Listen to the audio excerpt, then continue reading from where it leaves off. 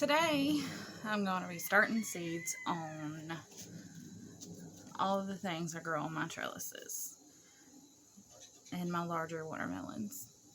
I like to grow them on trellises because it saves space in the garden beds, as well as it's just so pretty when all the vines are growing over the trellises. So last year, when I planted all my seeds in the ground, when they first started popping up, insects, bugs, caterpillars would eat the tops of them. So I'd have to replant and replant and replant constantly. And my trellises never got full. And I'm hoping I can beat that issue this year by planting everything in pots and getting them started. And then once they get bigger, moving them out to the garden. How I start my seedlings for stuff I plan on transplanting. Like today, I looked at my 10-day forecast, and there are no days in my 10-day forecast that are freezing. There's one that's 40 and one that's 42, but that's fine because it'll be in pots and it shouldn't affect these, hopefully. What I start out by doing is just filling my pot full of dirt.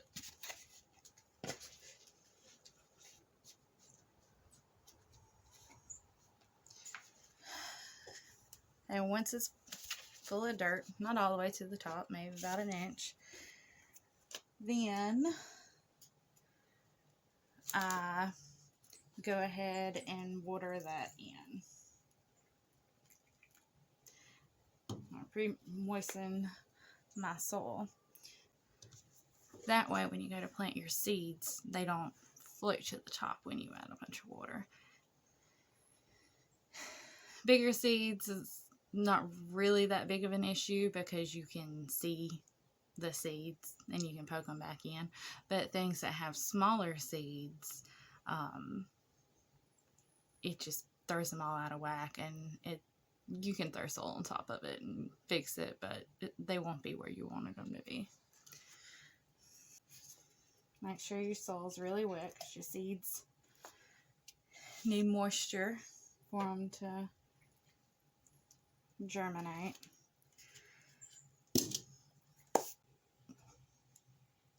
When I start my seeds, I like to put 2 or 3 in each pot just to make sure I have better germination. And then after you moisten your soil, put a couple seeds in there. Oh, it's 4, but it's fine. So put 4 in the other one. Put 4 in this one too. And these are my honeydew seeds. So you can see those in there. 4 seeds. Then grab some dirt. Pour on top of that.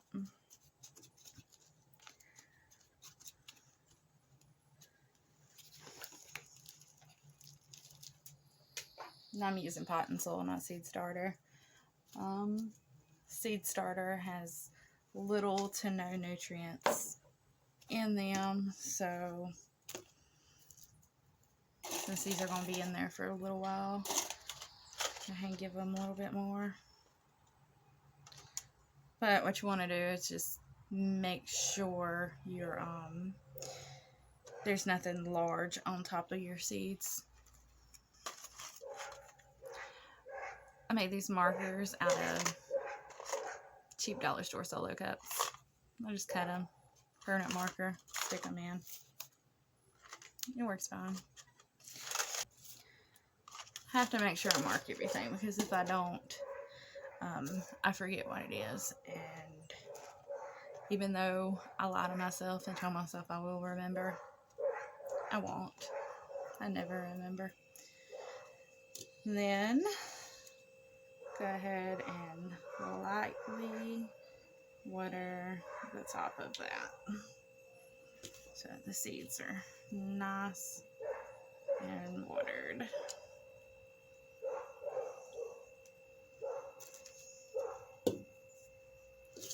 That's my honeydew.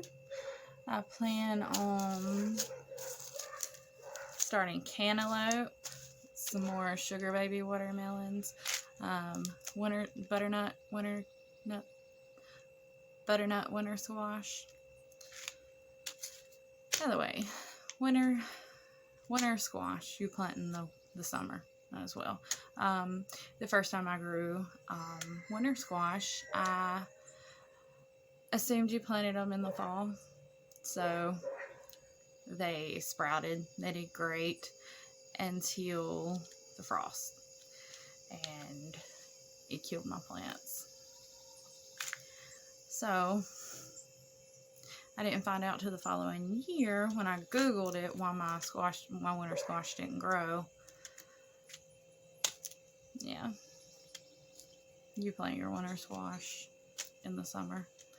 One of the reasons it's called winter squash is because it has a thick rind, so it stores well during the winter. I don't really know why I thought you planted it in the winter other than winter is in the name. Because, like, you see pumpkins and winter squash being sold during the fall. Like, it's a fall harvest. I have no idea why I thought you planted it in the winter. Tender sweet watermelon. It's an orange watermelon, which is new, never tried it. And yellow crimson, which I'm really excited about. I love watermelon, so do my kids. One pest I have in the garden is roly-polies. And I did not know that roly-polies eat plants. I have no idea what I thought they ate, but I did not think they were plants and seedlings, but they are. I also have a problem with cutworms.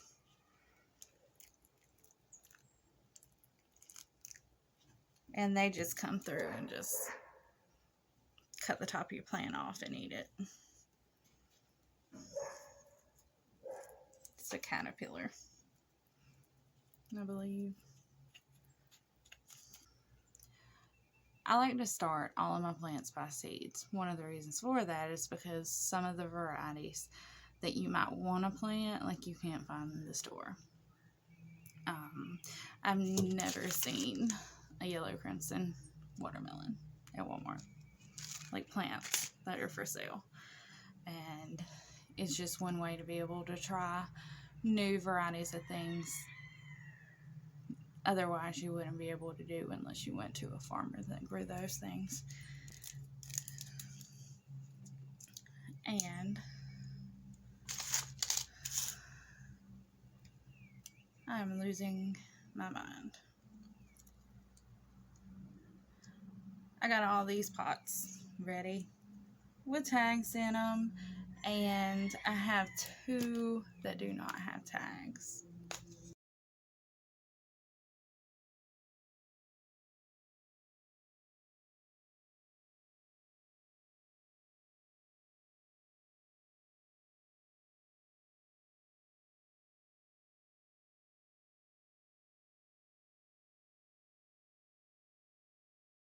One other reason why I start most of my things by seeds is because it's a lot cheaper.